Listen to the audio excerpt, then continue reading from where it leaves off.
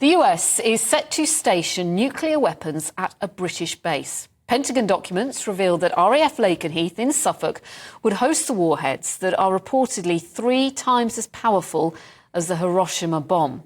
Joining me now is GB News political correspondent Catherine Forster. Wow, Catherine, 3 times as powerful as the Hiroshima bomb.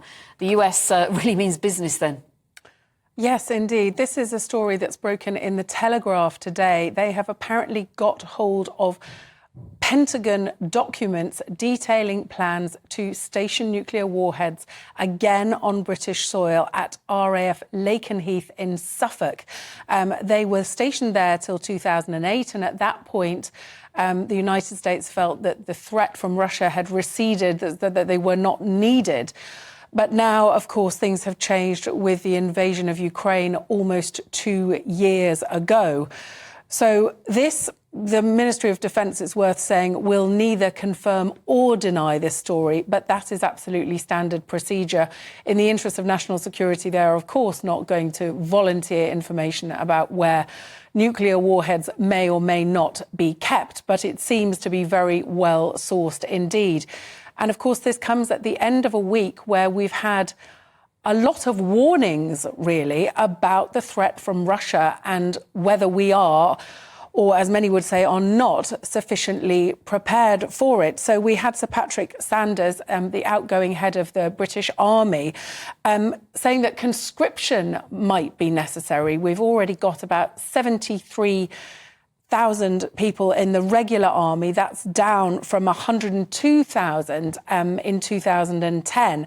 He's saying that really we need another 45,000 or so from reservists or citizens to have what he regards as a realistic number. Then we had a military official, Adam Bauer, saying that people should prepare for all-out war with Russia within 20 years.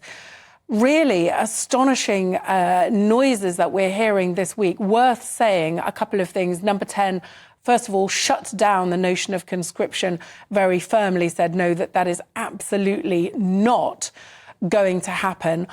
Also, pointing out that Britain has the second highest defence spending in NATO and the highest in Europe by some margin. But certainly it does feel like the world is increasingly a dangerous place, and many military chiefs feel that we need to really step up.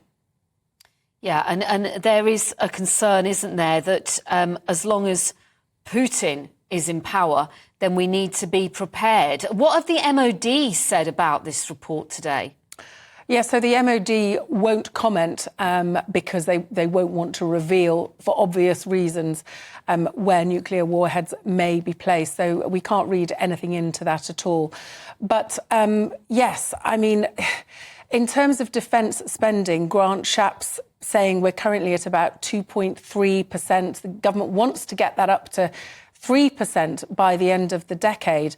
But compared to our European neighbours, we really do very well indeed. Sure, we're not spending anything like what we used to, but many countries in Europe don't spend anything like the 2% of GDP that they're supposed to as being members of NATO. Nothing like that at all. And that's something that Donald Trump, when he was president, used to pull them up on very publicly.